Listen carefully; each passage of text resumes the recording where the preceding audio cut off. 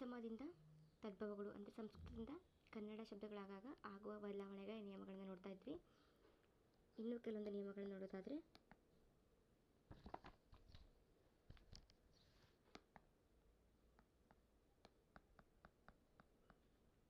ಪ ಬ ಮ ಪ ಬ ಮ ಕಾರಗಳುಳ್ಳ ವ್ಯಂಜನಗಳು ವಕಾರಗಳಾಗ್ತವೆ. ವಕಾರಗಳಾಗುವವು. ಪ ಬ ಮ ವ್ಯಂಜನಗಳೇನಾಗಿದ್ದರೆ ಅವು ವ ಆಗ್ತವೆ.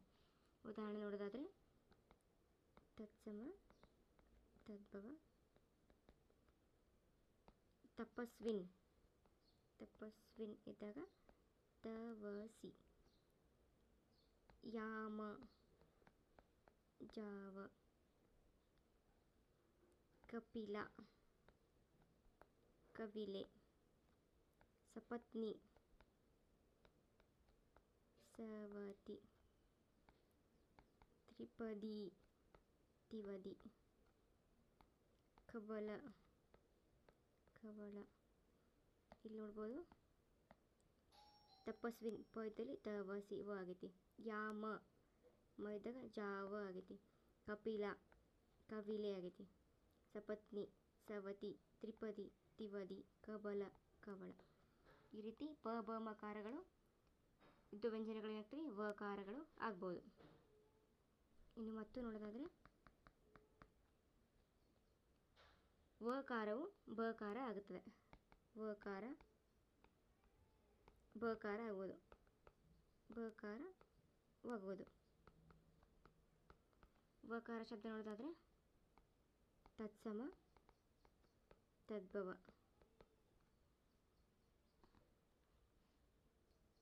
ವರ್ಣ ಬಣ್ಣ ವಲ್ಲಿ ಬಳ್ಳಿ ವೀಥಿ ಬೀದಿ ವೇಗ ಬೇಗ ವೃಷಭ ಬಸವ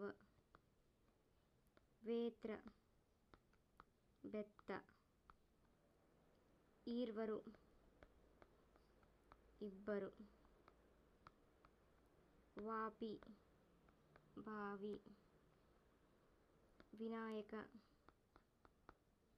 ಬೆನಕ ವಸತಿ ಬಸದಿ. ಇಲ್ಲಿ ನಾವು ನೋಡೋದಾದರೆ ವಕಾರ ಬಕಾರ ಅಂತ ಕೊಟ್ಟರೆ ವರ್ಣ ಬಣ್ಣ ವಲ್ಲಿ ಬಳ್ಳಿ ವೀತಿ ಬೀದಿ ವೇಗ ಬೇಗ ವೃಷಭ ಬಸವ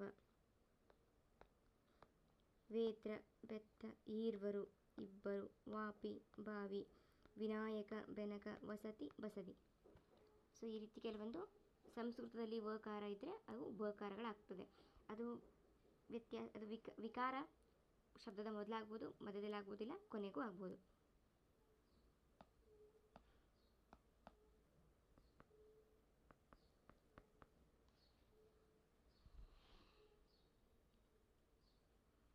ವರ್ಗದ ಪ್ರಥಮಾಕ್ಷರಗಳು ಕವರ್ಗ ಕ ಚ ಟ ತ ಪ ಕ ವರ್ಗ ಚ ವರ್ಗ ಟ ವರ್ಗ ತ ವರ್ಗ ಪ ವರ್ಗ ಅಂತೀವಲ್ಲ, ಅವುಗಳು ವರ್ಗದ ಪ್ರಥಮಾಕ್ಷರಗಳು.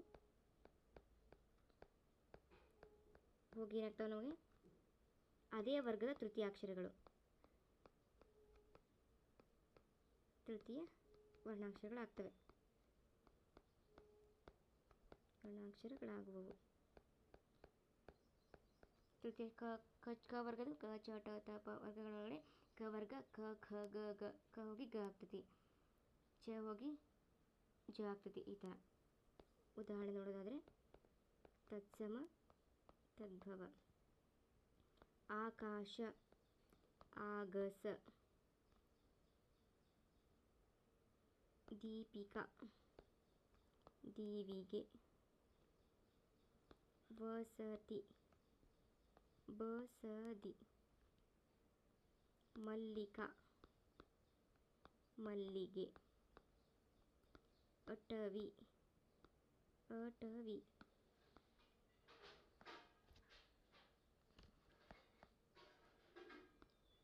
ಅಟವಿ ಅಡವಿ. ಚತುರ, ಚದುರ. ತಟ, ದಡ. ಭೂತಿ, ಬೂದಿ. ಇಲ್ಲಿ ನೋಡ್ಬೋದು ಏನಾಗ್ತಾ ಇದೆ ಇಲ್ಲಿ ಪ್ರಥಮ ಅಕ್ಷರ ಹೋಗಿ ತೃತೀಯ ಆಗಬೇಕು ಅದೇ ವರ್ಣದ. ಆಕಾಶ, ಕ ವರ್ಗ ಅಂದರೆ ಕ ಖ ಗ ಘ ङ. ಕ ಇದ್ದಾಗ ಗ ಆಗಬೇಕು. ಆಕಾಶ, ಆಗಸ. ದೀಪಿಕಾ, ದೀವಿಗೆ. ವಸತಿ, ಬಸದಿ. ವಸತಿ ಒಳಗೆ ತ ದ ಆಗ್ತೈತಿ. ತ ತ ದ ಧ ನ. ಸೊ ತ ಹೋಗಿ ದ ಆಗ್ತೈತಿ. ವಸತಿ, ಬಸದಿ. ಮಲ್ಲಿಕಾ, ಮಲ್ಲಿಗೆ. ಅಟವಿ, ಅಡವಿ. ಟ ಠ ಡ ಡಣದಲ್ಲಿ ಟ ಹೋಗಿ ಢ ಆಗ್ತೈತಿ. ಚತುರ, ಚದುರ. ತಟ, ದಡ. ಭೂತಿ, ಬೂದಿ. ಈ ರೀತಿ ಯಾವುದೇ ವರ್ಗದ ಪ್ರಥಮಾಕ್ಷರ ಬಂದರೆ ಅದರದ ಅದೇ ವರ್ಗದ ತೃತೀಯ ವರ್ಣಾಕ್ಷರ ಬಂದು ಸಂಸ್ಕೃತ ಶಬ್ದವು ಕನ್ನಡ ಶಬ್ದವಾಗಿ ಬದಲಾಗ್ಬೋದು. ಅಂದರೆ ತತ್ಸಮ ತದ್ಭವ ಆಗ್ಬೋದು. ಮತ್ತೊಂದು ನಿಯಮ ನೋಡೋದಾದರೆ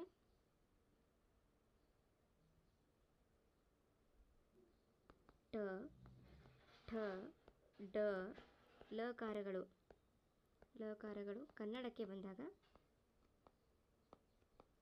ಏನಾಗ್ಬೋದು ಳಕಾರಗಳಾಗ್ಬೋದು.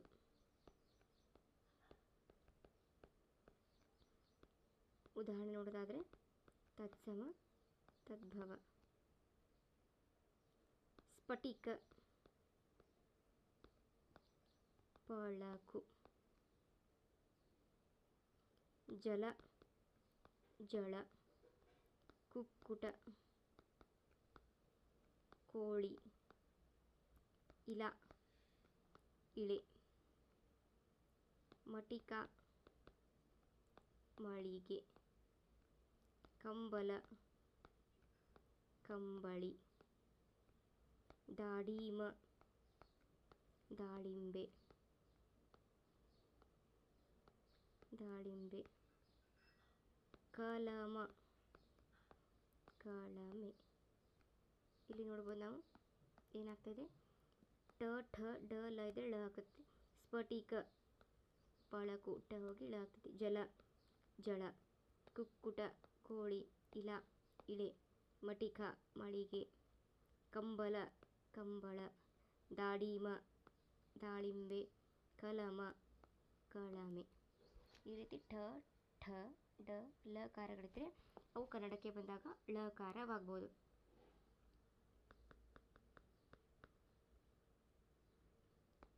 ಚ ಛ ಕಾರಗಳಿದ್ರೆ ಚಕಾರಗಳೇನಾಗ್ತವೆ ಸಕಾರವಾಗ್ಬೋದು. ತತ್ಸಮ ಶಬ್ದ ನೋಡೋಣ. ಅದಕ್ಕೆ ತದ್ಭವಗಳು. ಛಕಾರ ಅಂದರೆ ಚೂರ್ಣ, ಸುಣ್ಣ. ಚುರಿಕ, ಸುರಿಗೆ. ಚೀರ, ಸೀರೆ. ಚರ್ಮಕಾರ, ಸಮ್ಮಗಾರ. ಇಲ್ಲಿ ನೋಡಿದ್ರೆ ಏನಾಗುತ್ತೆ ಚು ಸು ಆಗೈತಿ. ಚೂರ್ಣ, ಸುಣ್ಣ ಆಗೈತಿ. ಚುರಿಕ, ಸುರಿಗೆ. ಚೀರ, ಸೀರೆ. ಚರ್ಮಕಾರ, ಸಮ್ಮಗಾರ. ಕೆಲವು ಸರಿ ಚ ಛಕಾರಗಳಿದ್ರೆ ಸಕಾರವಾಗಿ ಬದಲಾಗ್ತವೆ.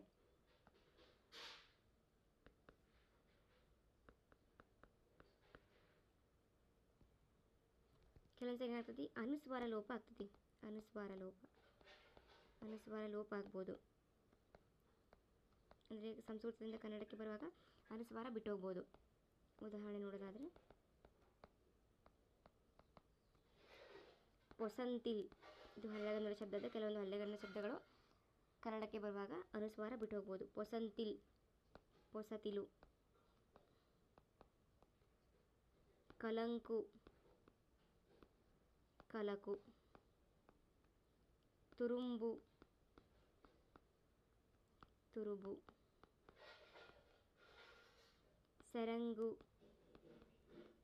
ಸೆರಗು. ತುಳುಂಕು, ತುಳುಕು. ಅಡಂಗು, ಅಡಗು. ನೊರಂಜು ನೊರಜು. ಸೋಂಕು ಸೋಕು. ತೊಡಂಕು ತೊಡಕು. ಕೆಲವೊಂದು ಹಳೆಗನ್ನಡ ಶಬ್ದಗಳು ಕನ್ನಡಕ್ಕೆ ಬರುವಾಗ ಒಂದಷ್ಟು ಅನುಸ್ವಾರಗಳು ಲೋಪ ಆಗ್ಬೋದು. ಇಲ್ಲಿ ಅನುಸ್ವಾರ ಲೋಪ ನೋಡೋದಾದರೆ ಪೊಸಂತಿಲ್ ಪೊಸತಿಲು, ಕಲಂಕು ಕಲಕು, ತುರುಂಬು ತುರುಬು, ಸೆರಂಗು ಸೆರಗು, ತುಳುಕು ತುಳುಕು, ಅಡಂಗು ಅಡಗು, ನೊರಂಜು ನೊರಜು, ಸೋಂಕು ಸೋಕು, ತೊಡಂಕು ತೊಡಕು. ಈ ರೀತಿ ಅನುಸ್ವಾರ ಲೋಪವನ್ನು ನಾವು ಕಾಣ್ಬೋದು.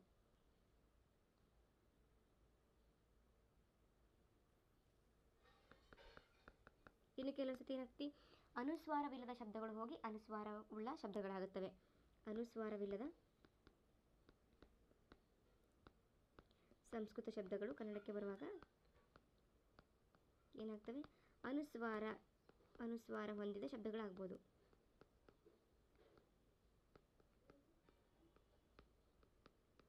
ಉದಾಹರಣೆ ನೋಡೋದಾದರೆ ತತ್ಸಮ ತದ್ಭವ.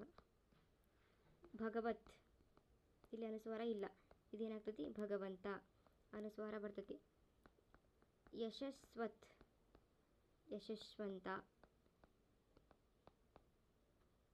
ಕೀರ್ತಿಮತ್ ಕೀರ್ತಿವಂತ.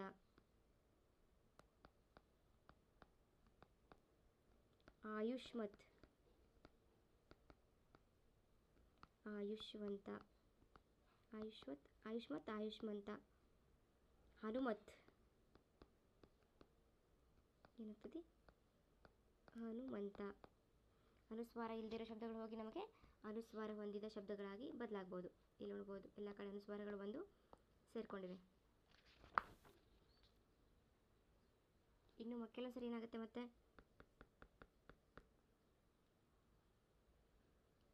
ಸಂಯುಕ್ತಾಕ್ಷರ ಇದ್ದರೆ ಅಂದರೆ ಒತ್ತಕ್ಷರ ಇದ್ದರೆ ಸಂಯುಕ್ತಾಕ್ಷರ ಇದ್ದರೆ ಸಂಯುಕ್ತಾಕ್ಷರದ ಮೊದಲಿನ ವ್ಯಂಜನ ಲೋಪವಾಗಿ ಎರಡನೇ ವ್ಯಂಜನ ದ್ವಿತ್ವ ಆಗ್ತದೆ, ಅಂದರೆ ಡಬಲ್ ಆಗ್ತದೆ. ದ್ವಿತ್ವವಾಗಿ ಬರುವುದು. ಒಂದು ಲೋಪವಾಗಿ ಸಂಯುಕ್ತಾಕ್ಷರ ಮೊದಲಿನ ಅಕ್ಷರ ಹೋಗಿ ಎರಡನೇ ಅಕ್ಷರ ದ್ವಿತ್ವ ಆಗ್ತದೆ. ನೋಡೋಣ. ತತ್ಸಮ ತದ್ಭವ. ಕಳ್ತಲೆ ಕತ್ತಲೆ. ಇಲ್ಲೇನಾಯಿತು ಳ ಲೋಪವಾಗಿ ಈ ಒತ್ತಕ್ಷರ ತ ದ್ವಿತ್ವ ಆಗ್ತದೆ. ಲೋಪವಾಗಿ ಕೆಳಗಿನ ಅಂದರೆ ಯಾವುದು ಒತ್ತಕ್ಷರ ಅದು ಸಂಯುಕ್ತಾಕ್ಷರದ ಮೊದಲಿನ ವ್ಯಂಜನವು ಲೋಪವಾಗಿ ಕೆಳಗಿನ ಎರಡನೇ ಅಕ್ಷರ ವ್ಯಂಜನ ದ್ವಿತ್ವವಾಗಿ ಬರ್ತದೆ. ಇದೇನು ಒತ್ತಕ್ಷರ ಡಬಲ್ ಆಗ್ತದೆ. ಸೊ ಕಳ್ತಲೆ ಹೋಗಿ ಕತ್ತಲೆ ಆಗೈತಿ. ಕಳ್ತೆ ಇಲ್ಲಿ ನವಕೊಳ್ಳ ಹೋಗಿ ತ ಡಬಲ್ ಆಗಬೇಕು ಕತ್ತೆ. ಪಳ್ತಿ ಹತ್ತಿ. ಪೆರ್ಮೆ ಹೆಮ್ಮೆ. ಪರ್ಬು ಹಬ್ಬು. ಖರ್ಚು ಕಚ್ಚು. ಪೆರ್ಚು ಹೆಚ್ಚು. ಗುರ್ದು ಗುದ್ದು.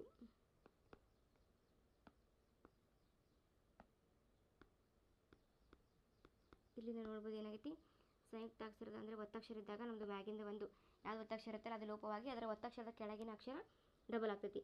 ಇಲ್ಲಿ ಏನಾಗೈತಿ ಳ ಒಂದು ಲೋಪವಾಗಿ ತ ಡಬಲ್ ಆಗೈತಿ. ಇಲ್ಲಿ ಳ ಲೋಪವಾಗಿ ಡಬಲ್ ಆಗೈತಿ. ಪಳ್ತಿಯಲ್ಲಿನೂ ಕೂಡ ಳ ಹೋಗಿ ಹತ್ತಿ ತಿ ಆಗೈತಿ. ಪೆರ್ಮೆ ಒಳಗಡೆ ಮ ಆಗೈತಿ ಡಬಲ್. ರು ಲೋಪವಾಗಿ ಬ ಡಬಲ್ ಆಗೈತಿ. ಖರ್ಚು ಒಳಗಡೆ ರು ಲೋಪವಾಗಿ ಚೂ ಡಬಲ್ ಆಗೈತಿ. ಪೆರ್ಚು ಒಳಗೆ ರು ಲೋಪವಾಗಿ ಚೂ ಆಗೈತಿ. ಗುರ್ದೊಳಗೆ ರು ಲೋಪವಾಗಿ ಗುದ್ದು ಆಗೈತಿ. ಹಾಗಾಗಿ ಕಳ್ತಲೆ ಕತ್ತಲೆ. ಕಳ್ತೆ ಕತ್ತೆ. ಪಳ್ತಿ ಹತ್ತಿ. ಪೆರ್ಮೆ ಹೆಮ್ಮೆ. ಪರ್ಬು ಹಬ್ಬು. ಖರ್ಚು ಕಚ್ಚು. ಪೆರ್ಚು ಹೆಚ್ಚು. ಗುರ್ದು ಗುದ್ದು. ಈ ರೀತಿ ಸಹ ನಮಗೆ ಏನಾಗ್ಬೋದು ತತ್ಸಮಗಳು ತದ್ಭವಗಳಾಗ್ಬೋದು ಅಥವಾ ಬದಲಾವಣೆ ಹೊಂದ್ಬೋದು. ಇನ್ನು ಕೆಲವು ಸರಿ ಆಗ್ತದೆ ಕೆಲವು ಸಂಯುಕ್ತಾಕ್ಷರಗಳಿದ್ದಾಗ ಸಂಯುಕ್ತಾಕ್ಷರಗಳ ನಡುವೆ ಊಕಾರ ಶಿಥಿಲ ಆಗ್ತೈತಿ. ಶಿಥಿಲ ಅಂದರೆ ವಿರಳವಾಗಿ ಬರ್ತೈತಿ. ಶಿಥಿಲವಾಗುವುದು, ಶಿಥಿಲವಾಗಿ ಬರುವುದು, ವಿರಳವಾಗಿ ಕಾಣಿಸ್ಕೊಳ್ಳೋದಕ್ಕೆ ನಾವು ಶಿಥಿಲ ಅಂತಾರೆ. ಇಲ್ಲಿ ಉದಾಹರಣೆ ನೋಡೋದಾದರೆ ತತ್ಸಮ ತದ್ಭವ. ವಲ್ಮೆ, ಒಲುಮೆ. ಇಲ್ಲಿ ನೋಡ್ಬೋದು ಲ ಮತ್ತು ಮ ಶಿಥಿಲ ಆಗುವಂತೆ. ಇಲ್ಮೆ ಇದ್ದು ಹೋಗಿ ಲೂಮೆ ಆಗೈತಿ. ಒಲ್ಮೆ. ನುಣ್ಪು, ನುಣ್ಪು, ನುಣುಪು. ಇಲ್ಲಿ ಶಿಥಿಲ ಅಂದರೆ ವಿರಳವಾಗಿ ಬಂದೈತಿ. ಬೆಳ್ಪು, ಬಿಳುಪು. ಅಳುಕು, ಅಳುಕು. ಸಿಲ್ಕು, ಸಿಲುಕು. ನಿಲ್ಕು, ನೀಲುಕು. ಬಳ್ಕು, ಬಳುಕು. ಸೊ ಈ ರೀತಿ ಅಕ್ಷರ ಶಿಥಿಲ ಆಗಿ ಬರ್ಬೋದು. ಒತ್ತಕ್ಷರ ಹೋಗಿ ಅದು ಶಿಥಿಲತೆಯಾಗಿ ಬರ್ಬೋದು. ಒಲ್ಮೆ, ಒಲುಮೆ. ನುಣ್ಪು, ನುಣುಪು. ಬೆಳ್ಪು, ಬೆಳುಪು. ಅಳ್ಕು, ಅಳುಕು. ಶಿಲ್ಕು, ಸಿಲುಕು. ನಿಲ್ಕು, ನಿಲುಕು. ಬಳ್ಕು, ಬಳುಕು. ಇದು ಒಂಥರ ಸಂಸ್ಕೃತ ಶಬ್ದಗಳು ಕನ್ನಡವಾಗಿ ಬದಲಾಗೋ ವಿಧಾನ.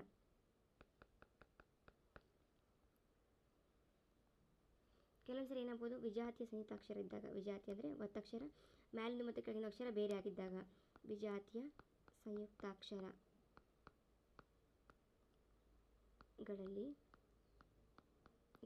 ಸಕಾರ ಕೆಲವೊಮ್ಮೆ ಏನಾಗ್ತದೆ, ಲೋಪ ಆಗುವುದು. ವಿಜಾತಿಯ ಸಂಯುಕ್ತಾಕ್ಷರ ಇದ್ದರೆ ಅದರಲ್ಲಿ ಸಕಾರ ಇದ್ದರೆ ಅದು ಸಕಾರ ಲೋಪ ಆಗ್ಬೋದು. ಉದಾಹರಣೆ ನೋಡೋದಾದರೆ ತತ್ಸಮ ತದ್ಭವ. ಸ್ಥಾನ,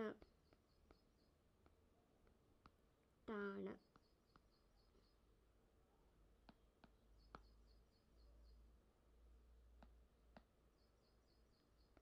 ಸ್ಥಾನ, ತಾಣ. ಇಲ್ಲಿ ನೋಡ್ಬೋದು ಸಹಕಾರ ಲೋಪ ಆಗೈತಿ. ತ ಹೋಗಿ ನಮಗೆ ಆಗೈತಿ. ಸಂಸ್ಥ, ಸಂತೆ. ಇಲ್ಲಿ ಸ ಲೋಪ ಆಗೈತಿ. ಈ ರೀತಿ ಕೆಲವೊಂದ್ಸರಿ ವಿಜಾತಿ ಸಂಯುಕ್ತಾಕ್ಷರ ಇದ್ದಾಗ ನೋಡ್ಬೋದು ಸ ಮತ್ತು ತ ವಿಜಾತಿ ಸಂಯುಕ್ತಾಕ್ಷರ, ಇಲ್ಲಿ ಸ ತ ವಿಜಾತಿ ಸಂಯುಕ್ತಾಕ್ಷರ. ಹಾಗಿದ್ದಾಗ ನಮಗೆ ಸ ಲೋಪ ಆಗ್ಬೋದು.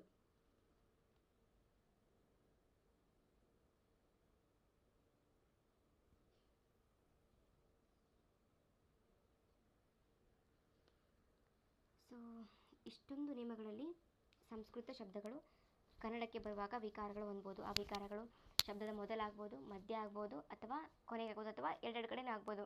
ಕೆಲವೊಂದು ಸತಿ ನಾವು ಇಷ್ಟೊತ್ತು ನೋಡೋದಲ್ಲಿರೋ ಒಂದೊಂದು ತದ್ಭವಗಳು ನೋಡಿದಾಗ ಕೆಲವೊಂದು ಸತಿ ಒಂದಕ್ಕಿಂತ ಹೆಚ್ಚು ನಿಯಮಗಳು ಅನ್ವಯ ಆಗಿ ಆದದ್ದು ಇದೆ. ಹಾಗಾಗಿ ಒಂದೇ ನಿಯಮ ಅಪ್ಲೈ ಆಗಿ ನಾವು ಸಂಸ್ಕೃತನ ಕನ್ನಡಕ್ಕೆ ಬದಲಾವಣೆ ಮಾಡಬೇಕಂತಿಲ್ಲ. ಕೆಲವೊಂದು ಸತಿ 2-3 ನಿಯಮಗಳು ಒಟ್ಟಾಗಿ ಒಂದಷ್ಟು ಬದಲಾವಣೆಗಳೇ ಆಗ್ತವೆ. ಸೊ ಇಷ್ಟು ನಿಯಮಗಳು ಸಂಸ್ಕೃತ ಶಬ್ದಗಳು ಕನ್ನಡಕ್ಕೆ ಬದಲಾಗುವಾಗ ನಾವು ನೋಡ್ಬೋದು.